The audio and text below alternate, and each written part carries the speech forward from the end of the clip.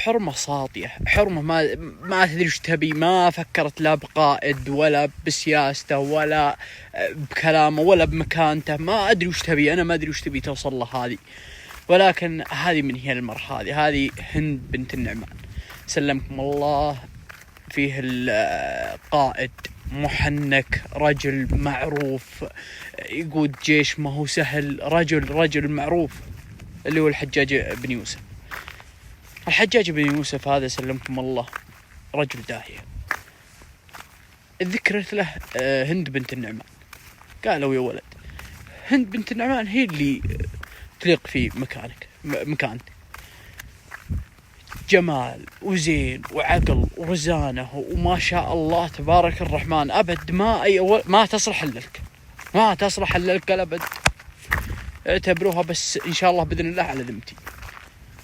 ويدقها سلف حجاج بن يوسف ويروح للنعمان، السلام عليكم. وعليكم السلام. قال يا ولد أنا رجال جاينا خطب بنتك هند.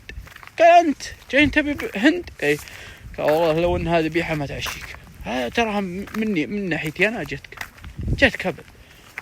جو هند يا هند ترى الحجاج يبيك. قال تعوذ بالله، حجاج ما قبلها أبد، يناظر في أبوه ويناظر في حالته يا بنيتي لا تخليني أبتسي.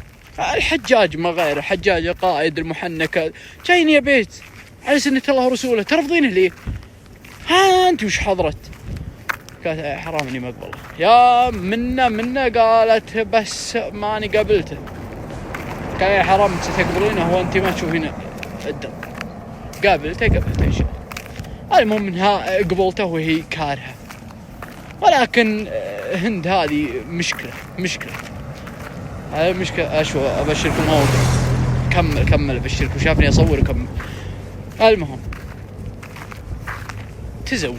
تزوجته، عنكره كرهته، فبليلة الدخلة عاد كملوا حفله وتزوجوا.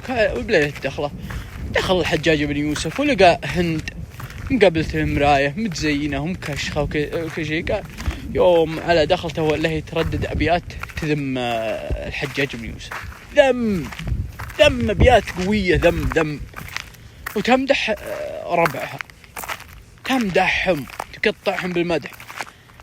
رجع الحجاج بن يوسف خربان تمعه قفلت معه. قال وينادي العبد قال يا ولد تعال القطها البلية هذه وعطها 100,000 دينار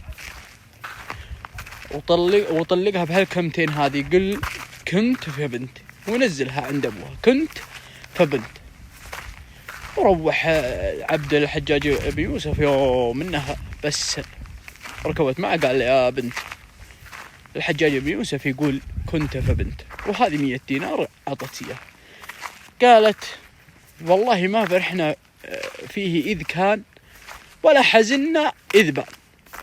فال100 الدينار هذه ترى هدية لك، ما حتى 100,000 دينار واللي يحلم فيها أبوه ما أخذته وقالت خذي عيبة، ما قالت لك هذه تدري بشارة عشانك بشرتني بهالطلاق هذا الله يبيض وجهك. فهمتها انها طلاق على طول فهمتها واللهم صل محمد وراحت. رجعت بس انا ودي اني شفت النعمان وش سوى بنته، ودي اني شفته اللهم صل محمد. اقل شيء اعطيه الدراهم خليه يسكت عنس، اقل شيء اعطيه 100,000 واسكتي، قولي بس يا ابوي خلاص الحمد لله أنا ما بيه وهذه تفداك. أما سالفة تعطينا العبد هذه ما قوم من الإهانة، هذه شيء والله إهانة. راح العبد وأعطاها الحجاج قال والله هذا ردها. قال وكاد، قال وكاد، قال إيه أحمد اللي يفكني منها بس أشياء رقبتها. فعاد الله يوفقهم إن شاء الله ويسعدهم، كلنا راح في حال سبيله، يقولوا عاد انها اخذت اللي هي تبي وانتهت القصة. والله يوفقنا وإياكم بإذن الله.